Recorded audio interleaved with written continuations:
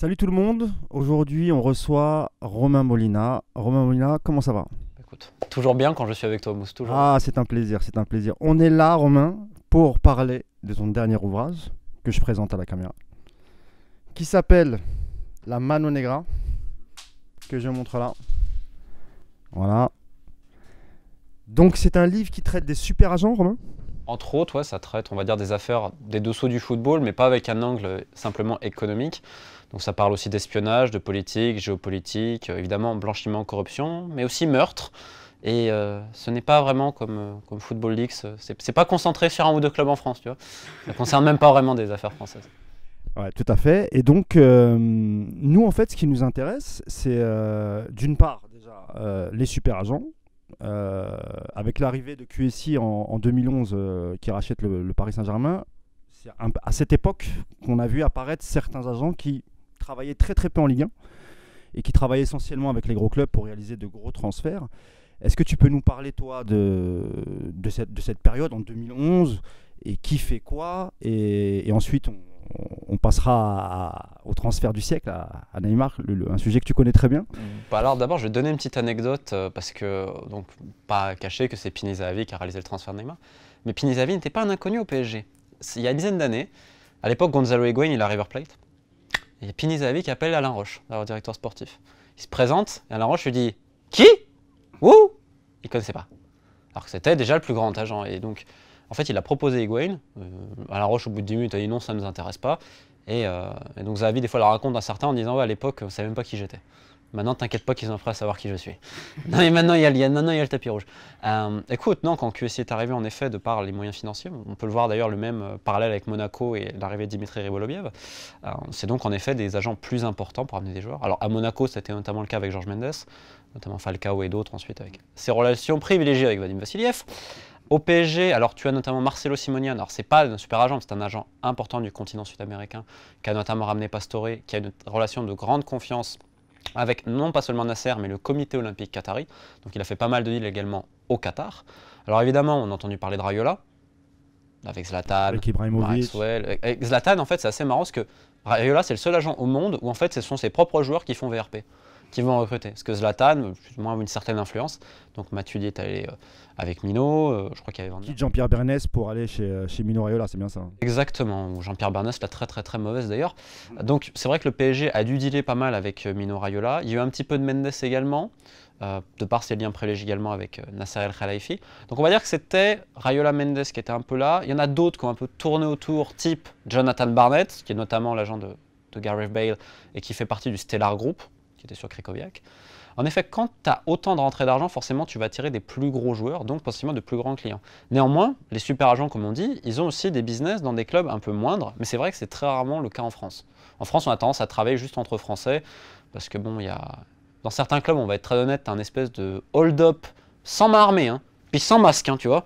C'est dans des clubs, tu sais, tout le monde se fiche, quoi, entre guillemets, avec tout respect que j'ai pour ces clubs-là, mais ça intéresse presque personne. Et donc, entre guillemets, on gardait tout ensemble. Tu vois, c'est un côté très franco-français, très corporatiste, qu'on peut retrouver également sur d'autres pans du football mondial. Le PSG faisait partie aussi de ces clubs avant l'arrivée de QSI, donc qui travaillaient essentiellement avec des agents français. C'est bien ça? Il y avait de ça, il y avait aussi des étrangers, par contre. Puis il y avait surtout beaucoup de... Le club a toujours été un peu sans dessus-dessous, dans le sens, il y a toujours eu des luttes internes, etc. Tu as eu un réseau sud-américain qui est arrivé, notamment à l'époque de Luis Fernandez. Mais Fernandez, il peut avoir beaucoup de défauts, mais c'est pas un mec qui va faire du business. C'est pas un mec qui va aller prendre des sous, tu vois. Tu parles du début des années 2000, quand Cristobal, les arrivées d'Heinze, Pochettino, etc. Arteta, c'est hispanique aussi, Pochettino, et puis après Wampi. Oh oui. Sorry, bon, après c'était avec Vaid, hein, si je dis pas de bêtises. C'était pas avec lui. Il fait une saison avec Vaïd. L'invincible Juan Pablo, philosophe de son état. Malheureusement, il ne reste pas au Paris Saint-Germain. Quel Peut-être regret. peut-être un des plus grands joueurs des 15 dernières années du PSG. Il a peut-être fait qu'une saison, mais quand tu prends le CV et le mental, crac. Ah mais si on pouvait avoir un Sorin là en 2018, on signerait dès demain. Mais surtout sur le poste d'arrière gauche. Hein. Évidemment. Évidemment. Surtout à ce poste-là. Il faudrait. Donc non, c'est vrai que ça travaille pas mal avec des Français, mais il y avait aussi beaucoup de petits arrangements. Là, je veux dire, l'anecdote que je te dis, c'est une méconnaissance incroyable du marché international. C'est-à-dire, tu as le plus gros agent du monde, il t'appelle, tu sais même pas qui c'est. t'es quand même, t'es au Paris Saint-Germain en plus, hein, t'es pas tout respect que j'ai pour Amiens ou Angers. Bien sûr, bien sûr. Mais on est quand même au Paris Saint-Germain avec un club qui, malgré on va dire des actionnariats parfois un peu bizarres, notamment pour Colonie Capital, je veux dire quand Canal prend le club, ils ont quand même mis de l'argent, je veux dire, quand tu vas venir Rony et autres. Donc t'avais quand même déjà des agents qui tournaient au étranger. Mais c'est vrai qu'en France, on a tendance à être. Et donc, on va passer à Neymar, au transfert du siècle. C'est un chapitre de ton Le dernier bouquin, chapitre. voilà. Notamment avec l'acteur principal, hein, Pini Zahavi. Est-ce que tu peux nous parler un peu de ce personnage, Pini Zahavi? Alors, tu as fait une série qui a cartonné sur YouTube qui s'appelle House of Zahavi, où tu t'expliques bien le personnage, l'évolution du personnage à travers les décennies, les années dans le foot. On remonte aux années 80, etc. Et aujourd'hui, quand on te lit et quand on t'écoute, on a l'impression que c'est un peu le padré du game, quoi, du C'est le football game. quoi, voilà. C'est même plus le numéro 1 du game, c'est le game. Et donc c'est lui, ou grâce à lui notamment, que Paris fait Neymar. Ah, complètement. Voilà. Est-ce que tu peux nous parler un peu du personnage et de ce qu'il a pu faire et depuis quand il négociait, etc., etc., depuis quand il connaît la famille Neymar, etc., etc. Bon, alors la première chose, c'est que Pini Zahavi, il est né en 1942 à Nez-Ziona, un village à 20 minutes au nord de Tel Aviv. C'est quelqu'un qui a fait du journalisme à la base, journaliste sportif. Et il a déjà révolutionné le journalisme sportif, notamment foot en Israël. C'est-à-dire qu'à l'époque, la culture israélienne dans la presse sportive, c'est très, pareil, c'est centré au niveau national local. Lui, c'est le premier qui va faire des reportages à l'étranger. C'est le premier également qui va inaugurer une chronique, on va dire les entretiens à cœur ouvert, secret de vestiaire, dans les années 60-70. C'est lui qui a la première idée en Israël de le faire. Alors, il commence sa carrière, on va dire, d'agent, toujours en tant que journaliste, en 1979, avec le transfert de Avi Cohen à Liverpool. Et il avait un aide, on va dire un traducteur. Et le traducteur en question, c'est Reuven Rivlin, qui est aujourd'hui président d'Israël. C'est un peu lui qui l'a formé, quoi. Et même plus sérieusement, après, bon, il a eu un rôle décisif, que j'explique dans le livre, lors de la guerre froide, au niveau diplomatique et politique, entre Israël et l'URSS. D'ailleurs, tu expliques que c'est un des premiers, peut-être même le premier Israélien qui a eu un visa pour rentrer en URSS à l'époque. Après la guerre des 6 jours, en fait, il y a rupture des relations diplomatiques entre Israël et l'URSS. Et c'est le premier non-communiste à l'avoir en 1980. Et il me l'a confirmé. Et il m'a dit c'est Lobanovski, ex-grand entraîneur devant l'internel du Dynamo Kiev, qui lui a permis de l'avoir. Et en 89, donc il y a une tournée du Dynamo Kiev en Israël. Et en fait, ça va être un des symboles de la fin de la rupture des relations diplomatiques. L'URSS commençait déjà à changer, on était vers le déclin, perestroïka, glasnost, etc., pour ceux que ça intéresse.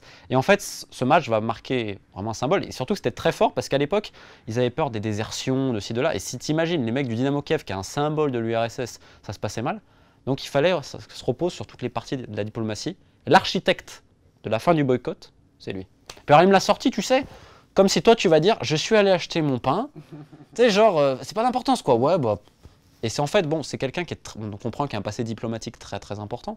Et c'est sa méthode pour négocier. C'est-à-dire qu'il n'est pas dans l'agressivité. Il va pas chercher à voler ton joueur. En fait, tu as Raiola d'un côté dans les méthodes, de l'autre côté, tu as Pini. Toujours dans le dialogue, toujours dans la discussion. Et vis-à-vis de Neymar, quand tu dois faire une opération pareille, faut beaucoup de patience, parce qu'il y a le papa. Le papa, alors, c'est un préparateur mental de fou pour le fils, hein, attention. Hein. Mais faut pas le mettre à côté d'une caisse enregistreuse. Ouais. Tu vois, c'est pas un bon conseil, tu vois, on va dire ça comme ça. Et en fait, le père Neymar, un jour c'est oui, un jour c'est non. Mais jusqu'au dernier moment, il a failli planter le PSG pour aller au Real. Je crois qu'il a quand même, il avait dit un moment donné au Barça, ouais, plaignez-vous pas, hein, j'aurais pu l'emmener au Real. Tu vois, niveau diplomatie, tu peux pas faire ça. Et en fait, ils avaient essayé de faire Neymar déjà l'année d'avant avec l'étang, qui répétait à qui veut l'entendre que bon, tu comprends, ça va le se faire. C'était pas loin de se faire. Ils ont failli, mais il manquait un ingrédient. Moi, j'ai eu les principaux personnages qui ont réalisé le transfert. Donc c'est Zahavi qui va concilier toutes les parties. Comme il avait fait à l'époque, je donne un exemple de coup de billard à 3 bandes. On est en 2003, on est au Barça. T'as un certain Joan Laporta qui veut se faire élire. Donc c'est les socios, faut taper un grand coup. Zahavi lui dit j'ai une idée. On va faire croire que vous allez signer David Beckham. Or David Beckham, il avait déjà signé au Real. Il appelle United, c'était la maison. Il appelle Florentino Pérez, il dit on va faire un communiqué, United va faire un communiqué, comme quoi le Barça a fait une offre qui a été acceptée par United et maintenant ils vont négocier avec Beckham. Sauf le Real, ça aurait pu le gêner. C'était déjà fait, puis c'est le rival. Il s'est débrouillé pour mettre d'accord les mecs du Real, de Manchester et du Barça. Ils mettent le communiqué, donc ça montre que tu vois, Laporta, il y a quelque chose, etc. Hop, il a été réélu grâce à ça. Et ça, cette anecdote, elle est tirée d'un livre qui s'appelle de Graham Hunter, qui vient de faire d'ailleurs un documentaire film sur le Barça de Guardiola, Take the Ball, Pass the Ball, où il y a notamment Dani Alves. Donc c'est une pointe sur le mec. Donc là, en gros, il fallait faire un coup de billard à 3 bandes. Et ça n'a pas été facile, ça a été réalisé bien avant le mois d'août. hein, je peux te le dire. J'ai un document notamment d'une société gouvernementale qui gère les sécurités dans les aéroports. Ouais. Ça date de fin juin. Oui, j'avais vu le document, tu me l'avais montré, je peux en témoigner. Voilà, donc voilà, le PSG avait déjà fait la demande. Mais ils avaient toujours le doute, on ne sait jamais, tu sais, capable le père, on ne sait jamais. Et bon, ils ont fait ça. Et en plus, en fait, la vraie raison du transfert de Neymar, bon, évidemment c'est sportif, etc. Ils avaient besoin d'une star. Ça va en rapport avec le développement à l'international de la marque Paris Saint-Germain, très bien fait par les équipes de Jean-Claude Blanc. On le voit notamment, ils cherchent le marché américain. Asiatiques, ils ont du retard, mais forcément avec Neymar, tu vas reprendre. Mais c'est surtout en Amérique, ils sont très très bien le PSG là-bas. Et donc, ils avaient besoin aussi au niveau sportif. Et en même temps, tu as une crise diplomatique sans précédent dans le Golfe. On dit le Qatar finance le terrorisme, rupture de relations diplomatiques avec les voisins, etc. C'est très chaud. Il faut pas oublier que le Qatar, c'est un tout petit État. Et il ne faut pas que ça fasse comme le Koweït. Le Koweït, si à un moment donné ils se sont fait péter la gueule, c'est parce que le Koweït, au niveau international, ça ne représentait rien du tout. Tu ne peux pas les péter la gueule du Qatar comme ça. Ils sont propriétaires du Paris Saint-Germain. C'est la survie d'un État également. Quand arrive ça, moi je te dis, c'est des très hauts dignitaires. Ils m'ont dit, l'émir, il a été très clair. Ça coûtera ce que ça coûtera. Mais c'est un niveau géopolitique, tu as besoin de faire Neymar, pourquoi? C'est passé du jour au lendemain de le Qatar finance le terrorisme à Neymar au Paris Saint-Germain. Et là, le PSG, s'ils en ont fait autant, ça va aussi dans cette logique-là. C'est-à-dire déjà, c'est un peu une rockstar quelque part. À l'époque de George Best, on disait que c'était le 5e Beatles. Bon là, c'est plus ou moins le 6e Beatles, on va dire ça comme ça. Donc, c'était clé pour eux. Évidemment, c'est pas ça la véritable raison, c'est le sportif. Mais derrière, tu dois toujours analyser le PSG avec cet angle géopolitique. Et ça a été exceptionnel niveau médiatique pour eux. Ça a été, maintenant, ça y est, le Qatar c'est tendance, le Paris Saint-Germain, etc. Et en fait, il n'y a que dans le monde de Pini Zahavi où le transfert du siècle, c'est simplement un moyen et c'est pas une fin en soi. Ça peut D'ailleurs, et je remonte la couverture et le livre dans La Mano Negra, c'est Force Obscure qui contrôle le monde du football. Donc ça, déjà ça donne envie. Et d'ailleurs, dans plusieurs chapitres, la géopolitique, c'est super important. D'ailleurs, pour le Qatar, souvent, tu me disais souvent que c'est 100 fois mieux qu'une ambassade. Enfin, niveau diplomatique, l'image du Paris Saint-Germain, la Tour Eiffel, tout ce que ça représente, pour le Qatar, ça n'a pas de prix. Mais ils existent aux yeux du monde aujourd'hui. Ils existent par le sport parce que c'est tout petit le Qatar. Tu prends par exemple Bahreïn. Bahreïn, tu as peut-être entendu parler vite fait, mais il y a le Grand Prix de Bahreïn, allez en Formule 1. Mais est-ce que ça pèse vraiment au niveau international? Le Koweït, à l'époque, c'est le meilleur exemple. Le Koweït, si ils étaient vus au niveau international, c'est plus dur d'aller péter la gueule des mecs quand même. Hein. Tu vois? Et après, sur le livre que tu parles, niveau géopolitique, en effet, je parle beaucoup notamment des relations entre la Russie et l'Occident à travers certains oligarques qui ont investi dans le foot. Et je tiens aussi à préciser quelque chose parce que c'est vrai qu'actuellement il y a beaucoup d'affaires qui sortent au Paris Saint-Germain et même sur les livres, on va dire, qui parlent des dessous du foot, souvent c'est les mêmes histoires. Marseille en France par exemple, pour dire simple. Là, il n'y a ni l'un ni l'autre. Hein. Je tiens à signaler, il n'y a pas pour dire des trucs qui se passent à Paris, là on est sur de l'international, on est sur les mecs en fait qui ont créé le système. Tout ça commence par un Uruguayen champion d'échecs, Juan Figueres-Virsky, 1m57, 90 kg, alias El Gordo, et c'est vrai qu'il avait bon appétit. C'est lui qui a tout inventé. Et Zahavi est un mec qui est derrière lui. Et en fait, c'est vrai que bon, tu as aussi des rapports avec les services secrets, les services d'espionnage et tout. Et en fait, c'est un peu ça le livre, tu vois, c'est comme un thriller. Mais c'est aussi pour préciser, parce que c'est vrai qu'il y a beaucoup de fans de PSG qui ont écouté, j'imagine. Donc de fait, je pense qu'ils en ont marre de toujours entendre le PSG, le PSG. Il y a même d'autres histoires assez... Il y a une seule histoire sympathique avec un club français, mais c'est pas là avec le Paris Saint-Germain.